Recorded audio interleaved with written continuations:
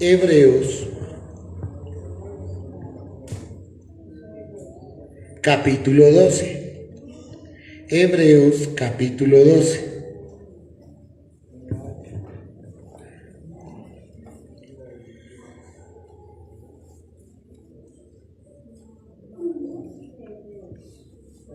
Dice la palabra, por tanto, nosotros, Hebreos capítulo 12, dice, por tanto nosotros, también teniendo en derredor nuestro tan grande nube de testigos, despojémonos de todo peso y del pecado que nos asedia, y corramos con paciencia la carrera que tenemos por delante, puestos los ojos ¿dónde? En Jesús, el autor y consumador de la fe, el cual por el gozo puesto delante de él, ¿qué dice la palabra? Sufrió la cruz, menospreciando el oprobio, y se sentó a la diestra del trono de Dios. Y luego dice, considerad a aquel que sufrió tal contradicción de pecadores contra sí mismo, ¿para qué? Para que vuestro ánimo no se canse hasta desmayar, porque aún no habéis resistido hasta la sangre, combatiendo contra el pecado. Amén. A veces tratamos de dar por sentado que el libro de Hebreos fue escrito por el apóstol Pablo, pero es uno de los libros donde no se sabe a ciencia cierta quién lo escribió, pero está dentro del canon bíblico y la mayoría de estudiosos, por una u otra razón, más al fondo nombran a Timoteo, por una u otra razón tratan de dar por hecho y por sentado que este libro lo escribió el apóstol Pablo. Quien lo haya escrito definitivamente tenía un análisis demasiado profundo y demasiado espiritual de las cosas habidas y por haber dentro del cristianismo. Capítulo por capítulo es una obra maestra el libro de Hebreos. Y dentro de las enseñanzas plasmadas en el libro de Hebreos hay una asociada en el capítulo 12 con respecto a la disciplina. El capítulo 12 se conoce más por la disciplina. Es un texto maravilloso de lo que resalta desde el versículo 2 hasta el versículo 13, lo que es la disciplina y lo necesaria que es la disciplina para el cuerpo de Cristo. Nosotros muchas veces no vamos a entender el concepto de la disciplina, porque para nosotros la disciplina debería pasar, debería dejar de ser, por cuanto nosotros invocamos, imploramos y clamamos por el amor. Nosotros dejaríamos a un lado la disciplina por el amor.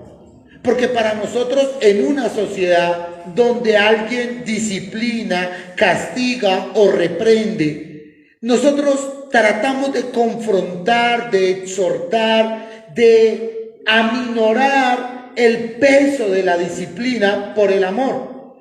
Por eso es que nosotros vemos que quien merece el pago por un crimen o un asesinato, hemos tratado de trasladar a través de derechos humanos, de leyes y de decretos, cómo una persona que comete un delito pague menos cárcel. Porque para nosotros una persona que mata, asesina o hace, pagar 50 o 60 años es arruinarle la vida completamente. Por eso se inventaron las 3/4 partes, las 2/3 partes de la pena, el delito, la confesión del delito y por medio de la confesión del delito aminorar. Por eso hay unos talleres de carpintería, de pintura dentro de las cárceles para que haciendo una obra dentro de la cárcel puedan restar a la pena. Porque a nosotros nos parece que las penas muchas veces son demasiado duras y las penas son demasiado fuertes. Para nosotros, todo lo que refiere a disciplina, quisiéramos negociarlo. Por eso hoy en día quien corrige a su hijo está rayando con un delito. Quien corrige a su hijo, quien reprende a su hijo, quien disciplina a su hijo, está caminando hoy en día en una línea tan delgada que puede inclusive perder la custodia de sus hijos por disciplinar, por corregir o por exhortar a un hijo. En Estados Unidos es mayor el escándalo. Allá se sientan los muchachos a la hora del almuerzo y presumen cuántos de ellos tienen a sus papás en la cárcel y llegan y dicen entre ellos, no, mi papá está hace como 3 años en la cárcel por pegarme. Allá se dan el lujo de decir que sus papás están en la cárcel porque los reprendieron en Estados Unidos. Entonces nosotros rayamos mucho con la disciplina. Hoy en día muchas personas no disciplinan a sus hijos y los crían con amor y hemos reemplazado la disciplina por el amor. ¿Qué es lo que se ha levantado? Una sociedad mejor. Lo que tenemos hoy en día es mejor que antes porque estamos reprendiendo según y en base al amor. Y el amor que debería ser la base, el excesivo amor exagerado, nos está a nosotros impidiendo ver realmente lo que nosotros deberíamos ver en nuestros hijos, que muchas veces es la desobediencia. Nosotros castigamos la desobediencia con amor. Solamente póngase usted a pensar. Castigamos la desobediencia con amor. Y dentro de ese marco, nosotros, todo lo que sea disciplina, todo lo que sea fortaleza, todo lo que sea fuerza, todo lo que sea, lo vamos a correr hacia un lado, porque todo lo queremos en base al amor. Es un error, porque Dios al que ama y al que tiene por hijo, reprende. Y el que no reprende es un bastardo. Eso es lo que dice la palabra en Hebreos. Solamente el que es disciplinado es hijo. Y el que no es disciplinado, dice la palabra, es un bastardo. Ni siquiera se es contado por hijo. Por eso la disciplina es necesaria. Su opinión con respecto a la disciplina debería ser bíblica. ¿Cuál es su opinión bíblica con respecto a la disciplina? No qué piensa usted, porque es que ver un niño con unos ojos azules así de grande y corregirlo, pues obviamente va a premiar el amor. Su concepto tiene que ser bíblico. ¿Cuál es su concepto bíblico con respecto a la disciplina? Es necesario estudiarlo. No qué piensan los humanistas, los psicólogos, los psiquiatras, bienestar familiar con respecto a la disciplina, sino cuál es su opinión bíblica con respecto a la disciplina. Entonces, parte de este libro de Hebreos nombra dentro de varios versículos, justamente habla de la disciplina. Pero antes de entrar a la disciplina, hay una porción que es bien importante y es el apóstol Pablo tratando de hacer una referencia de la vida del creyente en su caminar, reflejando el sacrificio de Cristo en la cruz del Calvario. Son los versículos que anteceden a la disciplina. Antes de la disciplina, antes de hablar de la disciplina, hay unos versículos que están plasmados en la Escritura. ¿Cuál es la referencia? Por tanto, nosotros también teniendo en derredor nuestro tan grande nube de testigos, dice, despojémonos de todo peso. ¿Para qué sirve un testigo? Un testigo sirve para dar peso, consistencia y razón a una prueba. Una persona puede decir de sí misma que es inocente. Una persona puede decir yo soy inocente. Pero si hay 2 o 3 personas que vieron que usted hizo algo, su inocencia empieza a tambalear. ¿Por qué? Porque hay 2 testigos. Si usted dice que es inocente, pero allá en toda la esquina había una cámara y se presenta delante del juez ese video y muestra que lo que usted está diciendo no concuerda con lo que esa cámara está mostrando, su inocencia cae. Muchos de esos testigos están puestos para demostrar nuestra inocencia. ¿Cómo sabe usted eso? Fácil. Su papá puede que levante las manos en la iglesia y hasta llore en la iglesia, pero sus hijos realmente dicen quién es usted como cristiano. No sus manos levantadas, no sus lágrimas en el altar, no su gritadera y su aplaudidera en la iglesia. Eso no dice qué tan cristiano es usted. Sus hijos, que son los testigos de sus acciones, van a determinar su inocencia. Muchos de sus hijos van a obedecer por verlo a usted, pero muchos de sus hijos van a desobedecer por verlo a usted. Ellos son los testigos. ¿Usted quiere saber cómo realmente es un cristiano? No se gaste preguntándole a él, pregúntele a los hijos. Y como los niños y los borrachos dicen la verdad, el niño sí le va a decir. Recuerdo acá un niño que nos decía en la escuela dominical llorando, es que mi papá le da cachetadas a la mujer, a mi mamá. Y el hermano así con sus manos levantadas en el cielo. Y el niño estaba de testigo de algo que estaba pasando en su casa. ¿Sabe qué es lo que dice la escritura? Que hay una gran, dice la palabra, por tanto nosotros también teniendo en derredor nuestro tan grande nube de testigos. Mire, usted no ve los otros testigos, o sea, los testigos que lo están evidenciando hasta en el cielo. O alguien de usted puede decir, uy, a mí yo tengo unos ojos que están que me siguen todo el día. Sabemos que están ahí, pero los ignoramos. Inclusive la falta de fe nos impide saber que hay alguien que nos está mirando. Por eso obramos como obramos, porque la fe no nos alcanza para creer que alguien nos está viendo. Pero alrededor de nosotros hay personas que sí atestiguan de nosotros. ¿Usted tiene un mal comportamiento en la iglesia? Mire, hay personas que me dicen, pastor, es que esa hermana no saluda. Y sale corriendo del culto y eso arranca y no saluda a nadie. Y uno dice, bueno, de pronto la hermana dice eso porque entre las dos se tienen discordia, envidia o son vecinas. Pero cuando hay 2 o 3 personas que están diciendo lo mismo, alrededor de nosotros hay testigos. Más bien como chismosos, pero bueno, aquí la Biblia los llama testigos.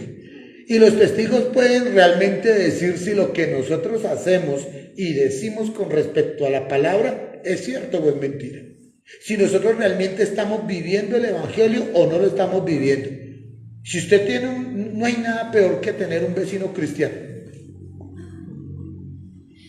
y que venga a la misma iglesia.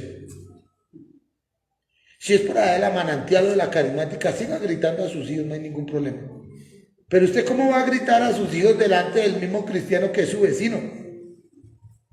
Y el que vive a su lado, que va a la misma iglesia, ese es el testigo. ¿Saben qué es lo que dice la palabra? Por tanto, nosotros también teniendo en derredor nuestro tan grande nube de testigos, dice, despojémonos de todo peso.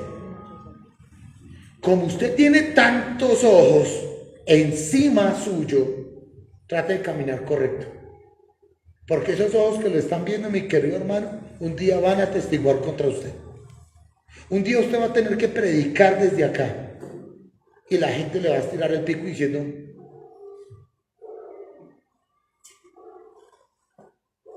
yo no le creo. Cuidado con lo que escucha en su casa a todo volumen. Darío Gómez, Julio Jaramillo, Grupo Miramar. Cuidado con lo que escucha a todo volumen en su casa. Porque hay una ¿qué? Gran nube de testigos. Y luego se van a justificar. Y van a obrar mal. Y se van a justificar con usted. Porque algo está haciendo mal. Dice la palabra, por tanto nosotros también teniendo en derredor nuestro tan grande nube de testigos, despojémonos de todo peso y del pecado que nos Asedia. Tan horrible esa palabra. Asedia. Haga de cuenta un lobo allá merodeando la cerca y va para un lado y mira para el otro y con esos dientes y con esas ganas de morder. ¿Y cómo está el pecado? Como ese lobo asediándonos. ¿Y cómo está el pecado?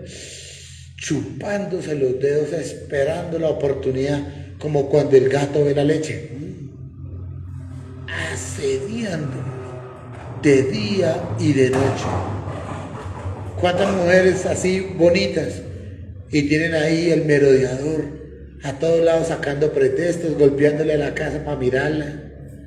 ¿Cuántas no tienen compañeritos que buscan cualquier oportunidad para estar al lado de ellas, asediándolas?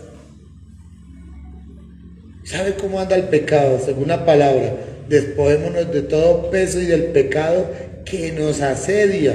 Y luego dice, y corramos con paciencia, ¿qué? La carrera que tenemos por delante.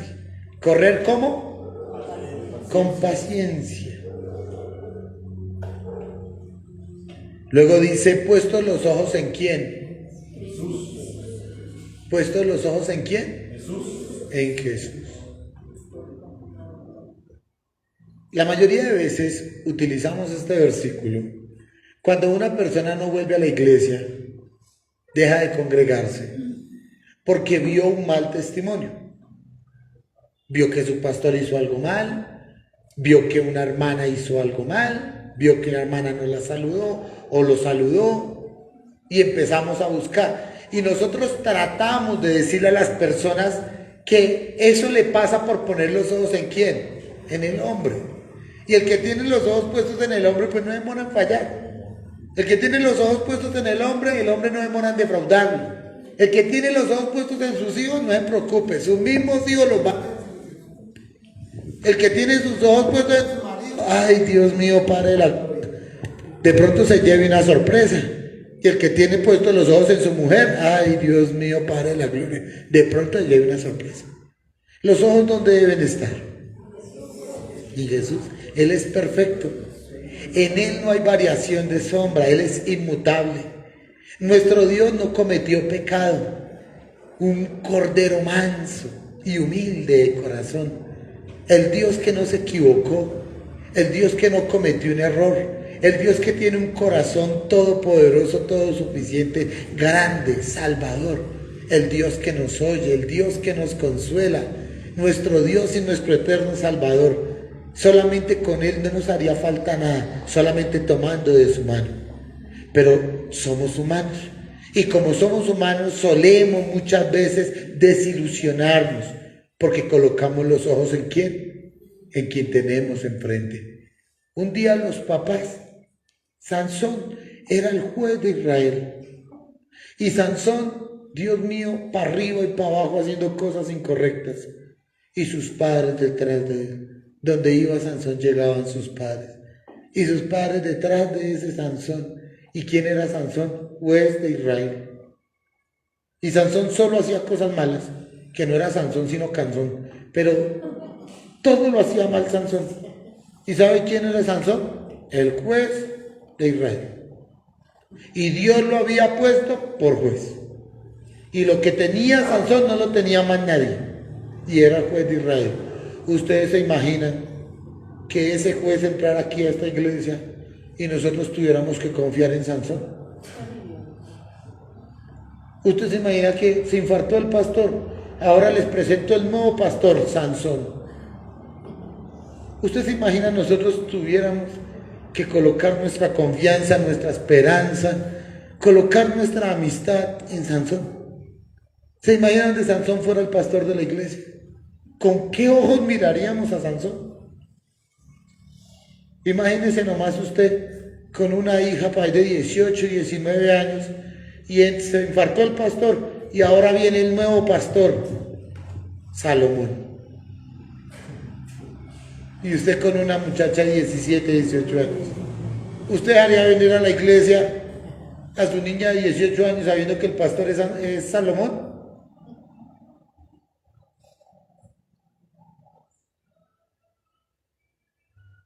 ¿Usted traería a su esposa a la iglesia tranquilo, sabiendo que el pastor es David? ¿Usted puede traer a su esposa tranquilo a la iglesia, hermano, sabiendo que el que es pastor en la iglesia es David? ¿Puesto los ojos en quién? Jesús. El único que no nos defrauda. El único que está junto a nosotros, que no nos desampara. ¿Jehová mi pastor? Nada me faltará. El que habita el abrigo del Altísimo. Alzaré mis ojos a los montes. ¿De dónde vendrá mi socorro? Mi socorro viene de Jehová, que hizo los cielos y la tierra. Él guardará en completa paz aquel cuyo pensamiento en él persevera. ¿Por qué? Porque en él ha confiado. Coloque sus ojos en Jesús. No los quite de ahí.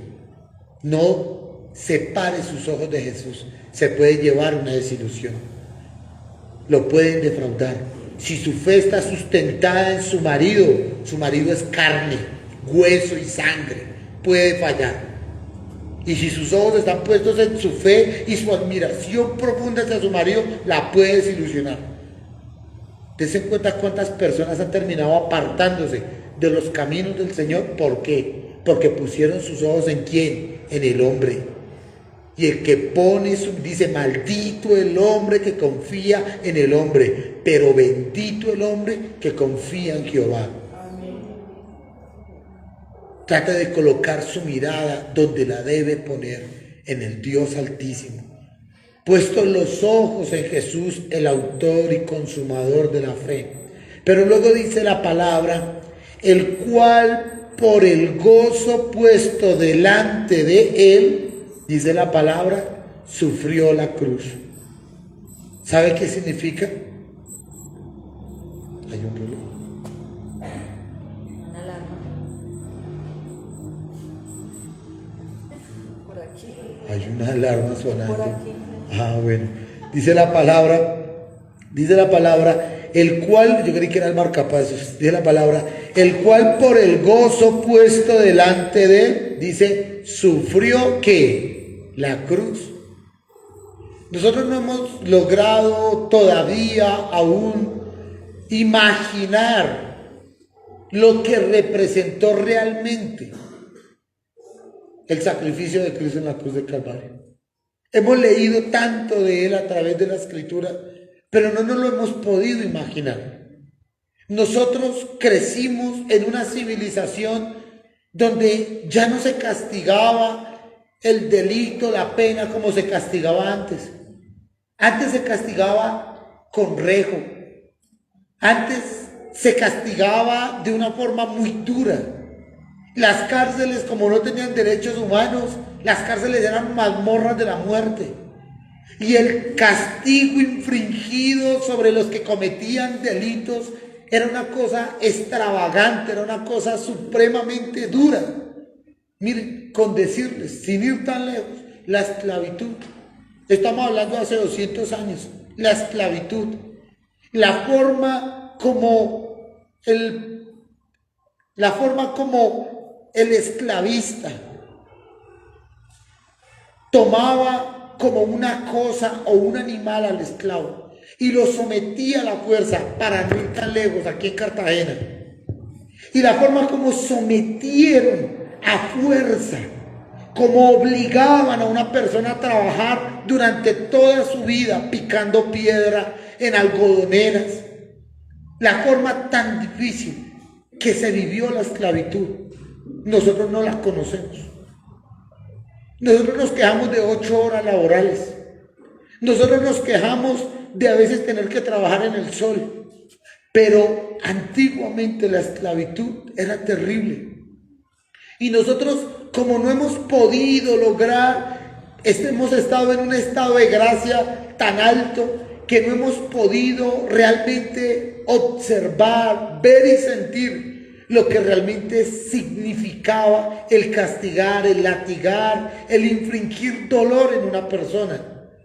Inclusive muchos de nosotros, o algunos de ustedes, que sufrieron el castigo de sus padres severo, que era, muchos testifican, de un cable de la plancha, Muchos hablan del palo de la escoba, otros hablan del palo de trancar la puerta, otros hablan de unos zapatos voladores, de unas chanclas voladoras, unos hablan del rejo con nudo. A veces uno escucha el dolor infringido en muchos, y más que todos los viejos, que pueden decir: mi padre tenía una zurriaga y soltaba esa zurriaga y nos daba zurriaga. Yo he escuchado esos testimonios. Personas que eran amarradas para ser castigadas. Y nosotros nos imaginamos eso como lo cuentan, y todavía lo cuentan llorando. Imaginen cómo fue sufrirlo. Muchas personas cuentan eso. Pero miren lo siguiente.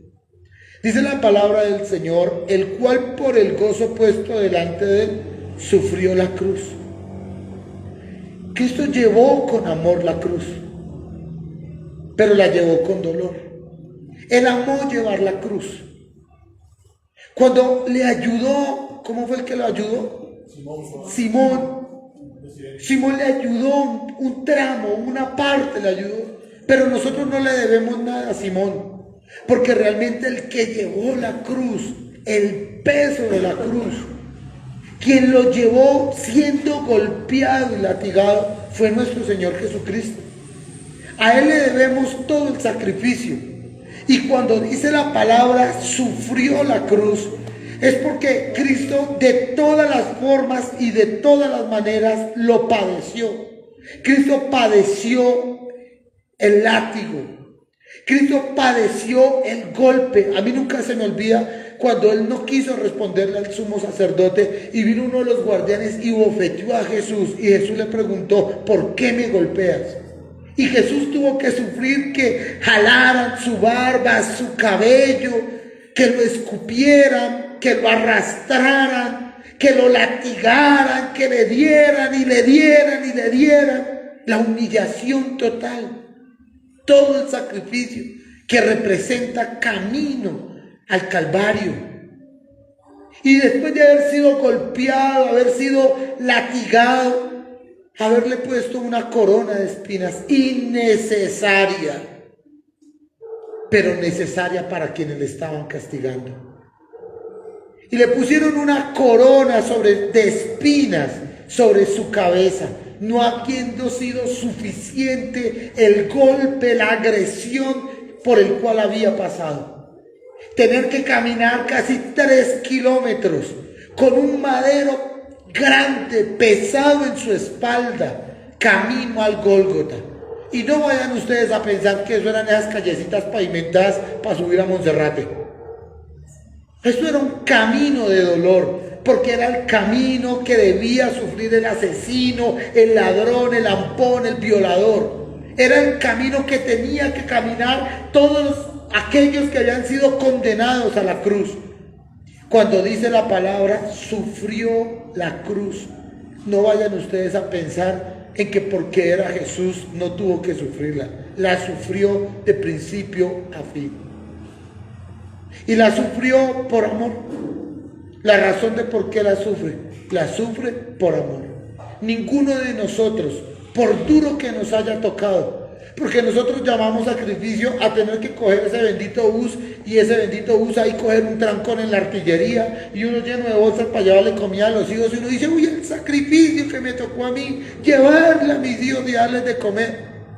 Y como nosotros todos lo llamamos sacrificio, desde llevar una bolsa hasta ir en un bus lleno, hasta estar 2 horas en un trancón, eso lo llamamos sacrificio.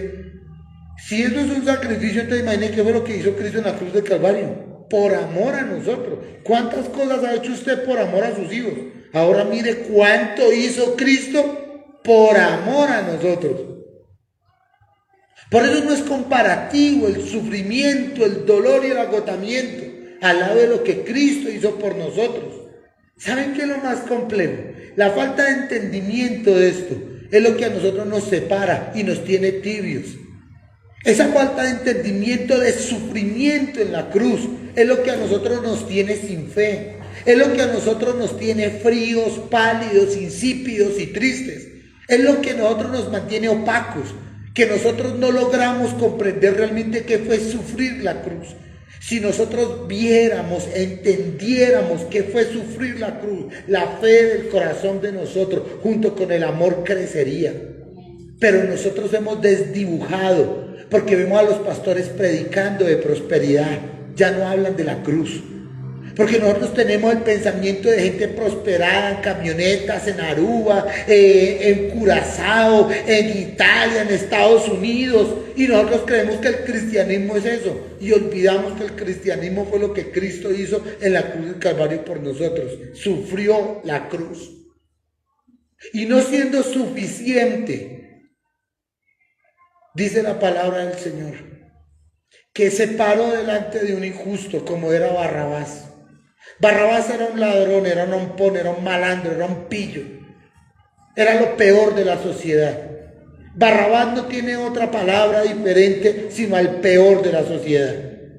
Y paran al justo, al inocente, al cordero. Y lo paran al lado del lobo, lo paran al lado del león, lo paran al lado de la víbora, de la aspid, de la culebra, del escorpión. Y todos piden que liberen al malandro.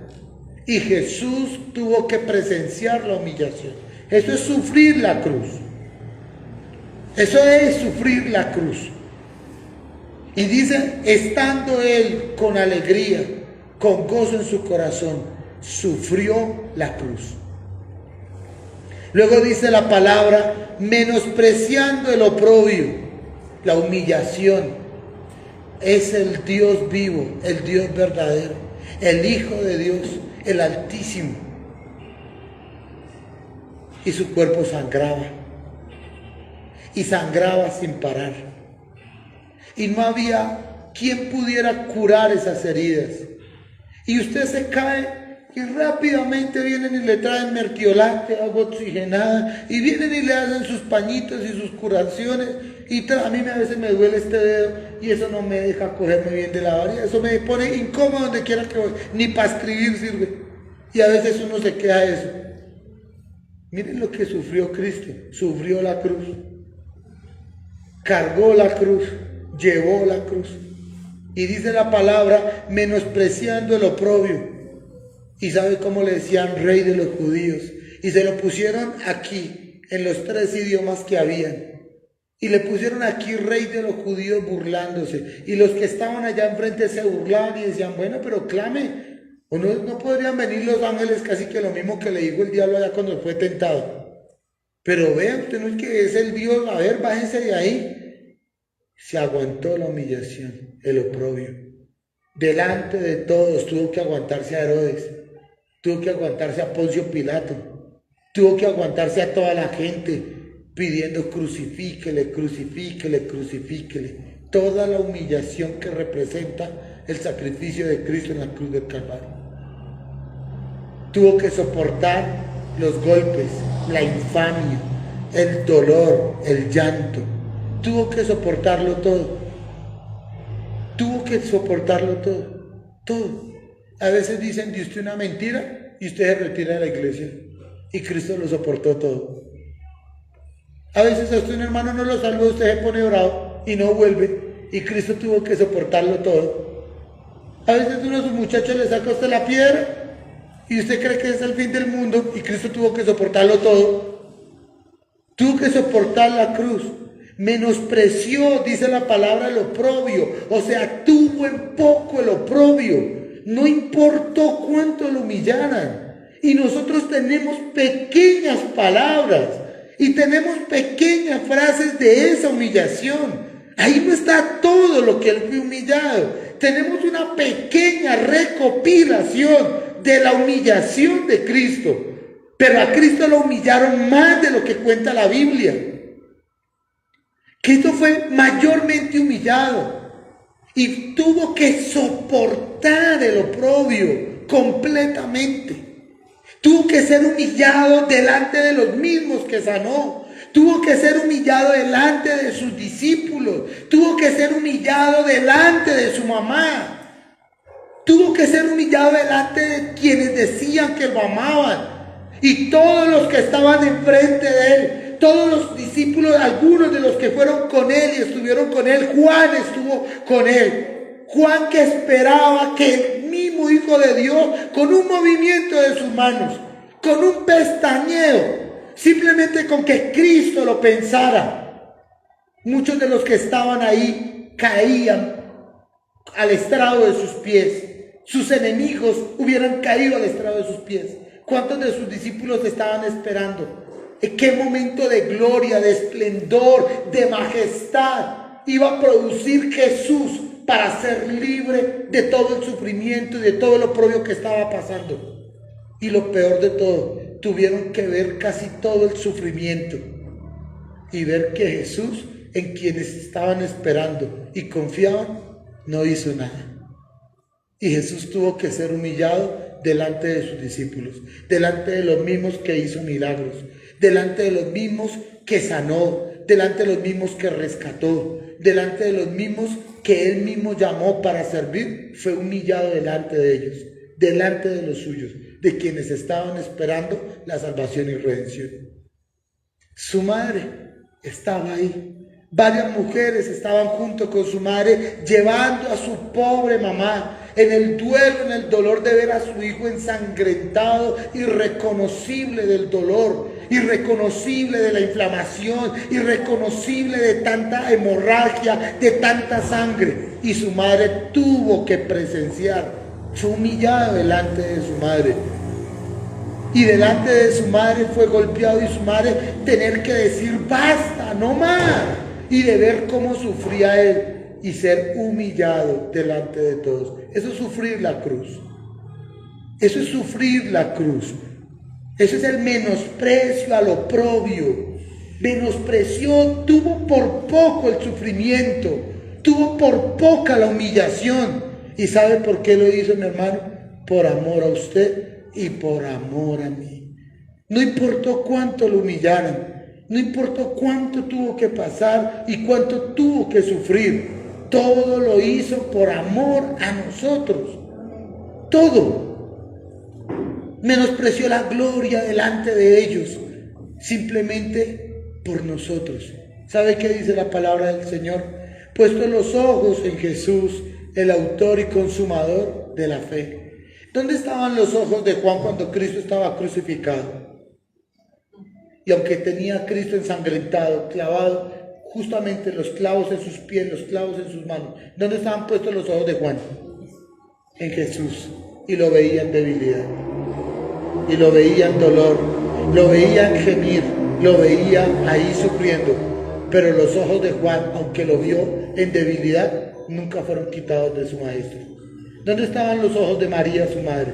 Ensangrentado Jesús entre los ladrones, y él estaba ahí crucificado. Y estando él crucificado allí, y los ojos de su madre no dejaban de estar en su hijo. ¿Y dónde estaban los ojos de ellos? Puestos los ojos en ¿quién? En Jesús, el mismo que está sufriendo la cruz. Dice la palabra del Señor: puestos los ojos en Jesús, el autor y consumador de la fe, el cual por el gozo puesto delante de él sufrió la cruz, menospreciando el oprobio. Pero dice la palabra, y se sentó que a la diestra del trono de Dios. Y luego este escritor hace un paréntesis, y luego dice considerar. Considerar es poder ver a la distancia y poder contemplar y poder mirar algo para analizar. O sea, traten de observar qué está pasando. Consideren por un segundito este sacrificio. Paren dentro de sus quehaceres, dentro de sus actividades y contemplen por un segundito lo que está pasando. Eso significa considerar. De repente detenga su forma de pensar, de repente detenga su forma de ver la vida. Consideren un segundito esta posición. Eso es lo que está haciendo el escritor. Por un segundito deje de ver su vida como el más sufrido. De repente deje de ver su vida como que le ha ido mal. De repente deje de verse a sí mismo y empiece a ver a Jesús. Él está diciendo considerar, o sea, pare de ver su vida como que duro le ha tocado, que difícil le ha tocado, y empiece a ver a Cristo. quien sufrió, dice la Escritura, la cruz y menospreció el oprobio. Considérelo por un segundito. Considerad. Él está haciendo un análisis y les va a colocar una palabra. Les va a colocar en este momento, después en este versículo, les va a colocar una situación y les dice, consideren. Y dice, considerad aquel que sufrió tal contradicción. Parece que nosotros mereciéramos cosas buenas. Y más de nosotros decimos que la vida que tenemos da para merecer cosas buenas. Y nosotros hemos trabajado duro para tener cosas buenas. Hemos trabajado por una pensión. Algunos ya han trabajado por una casa. Otros han trabajado por un carro. Otros han trabajado por unas vacaciones. Y nosotros a veces decimos que sería bueno unas buenas vacaciones. ¿Por qué? Porque nos las merecemos. Y a veces llamamos buenas cosas. ¿Por qué llamamos las buenas cosas? Porque nos las merecemos. El justo, el santo y el perfecto está sufriendo una consideración. Porque quien merece toda la gloria, toda la honra y toda la alabanza está sufriendo el menosprecio y está sufriendo la humillación. El Hijo de Dios, del Altísimo, que deberíamos darle toda la gloria, los ángeles, los arcángeles, los querubines y todas las obras que alaban al Hijo, que alaban al Padre, está sufriendo una contradicción. Lo que se esperaba de Jesús no se está dando. ¿Qué estaban esperando que Jesús hiciera? Todo lo contrario. Rey de reyes y Señor de señores. Rey de Herodes, Rey de Pilato, Rey de César, Rey de reyes y Señor de señores. Y antes tiene un letrero sobre su cabeza en la cruz del Calvario de humillación que dice: este es el Rey de los judíos, burlándose de él. Un rey crucificado, el Rey de reyes y el Señor de señores. Tal es la contradicción, tal es la paradoja, que el Hijo de Dios está siendo crucificado por los hombres, por su mismo pueblo, el pueblo judío. Dice la palabra: considerad a aquel que sufrió tal contradicción. ¿De quién? De pecadores. ¿Quiénes los llevaron a él a la cruz del Calvario? Por favor, ya vamos a terminar. Hagan un esfuerzo por concentrarse. Un tema como esto no debería tenerlo un poco. Dice la palabra del Señor: considerad a aquel que sufrió tal contradicción. ¿De qué? De pecadores. ¿Quiénes lo llevaron a él allá? Pecadores. Pero mire, dice lo siguiente: considerad a aquel que sufrió tal contradicción de pecadores. Dice: contra sí mismo. Pero eso es lo que quiero predicar en esta noche y con lo que quiero terminar.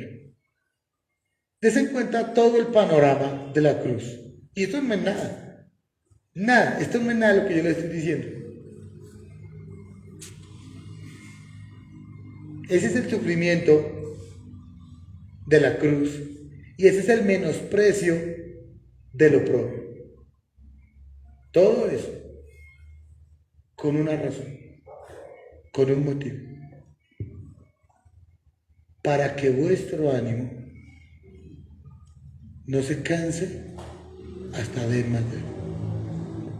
¿Sabe qué es lo que está haciendo?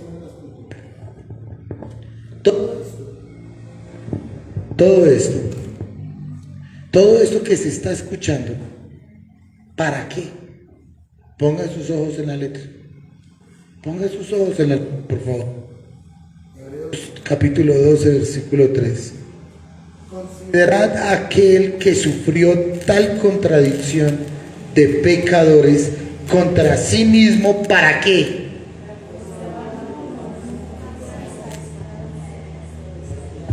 ¿Para qué? ¿Para qué? Para que su ánimo no se canse hasta desmayar. ¿Usted está desanimado?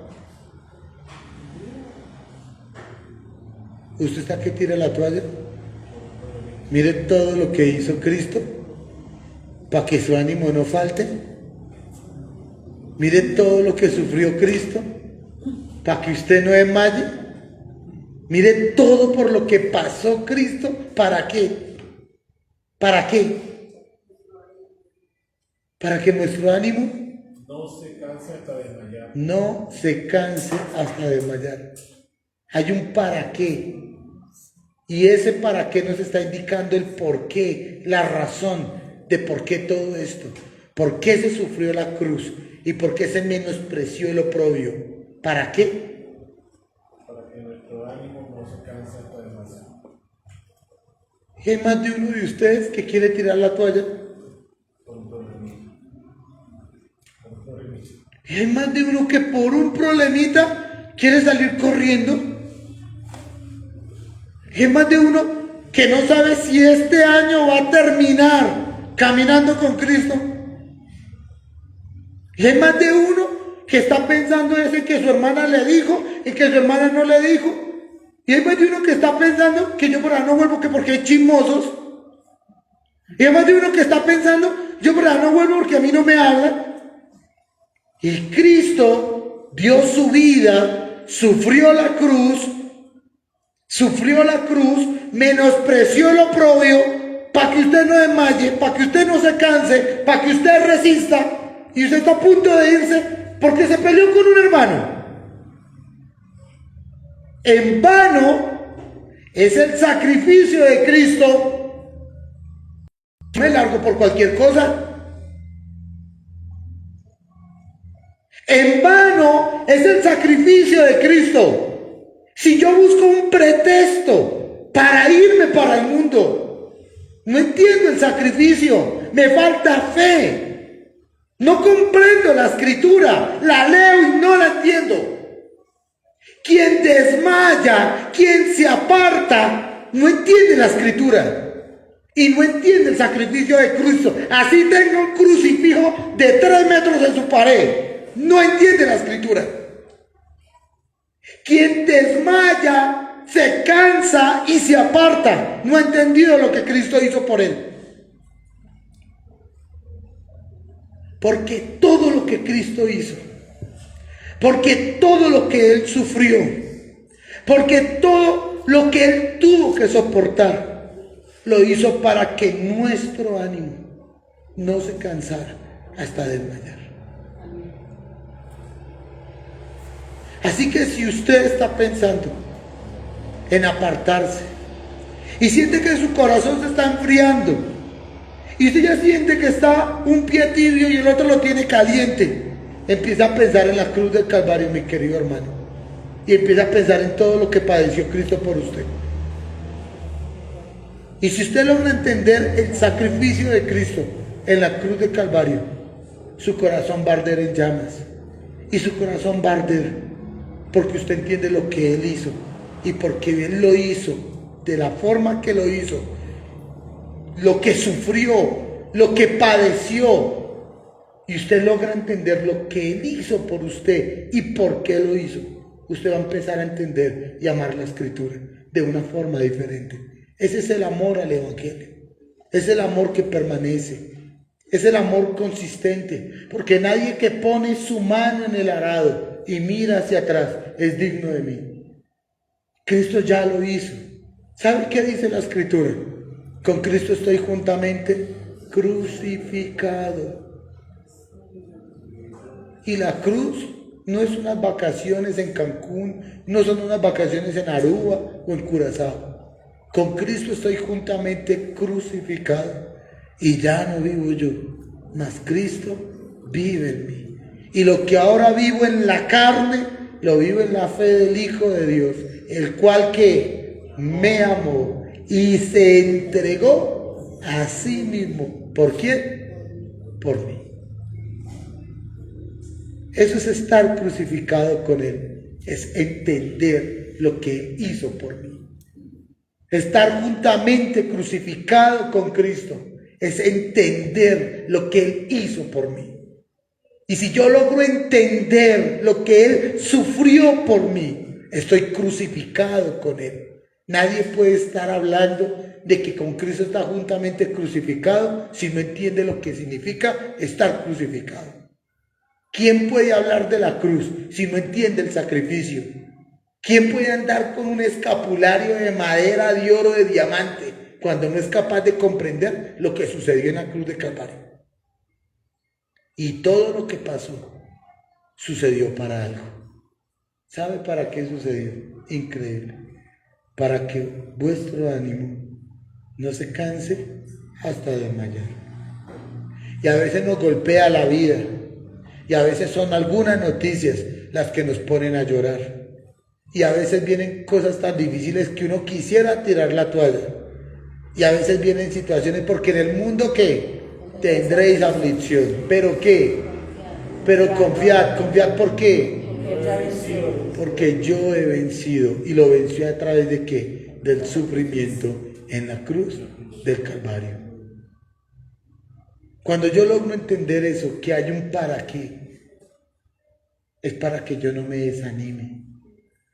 Y Cristo murió para que yo no me desanimara, para que yo permaneciera y continuara en la fe.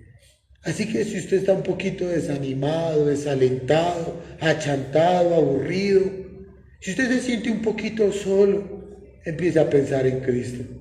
Que cuando usted empieza a pensar en Cristo, dentro de usted, dice la palabra, correrán ¿qué? Ríos de agua viva. Empiece a mirar en la cruz. Eso es lo que realmente significa poner los ojos en Jesús.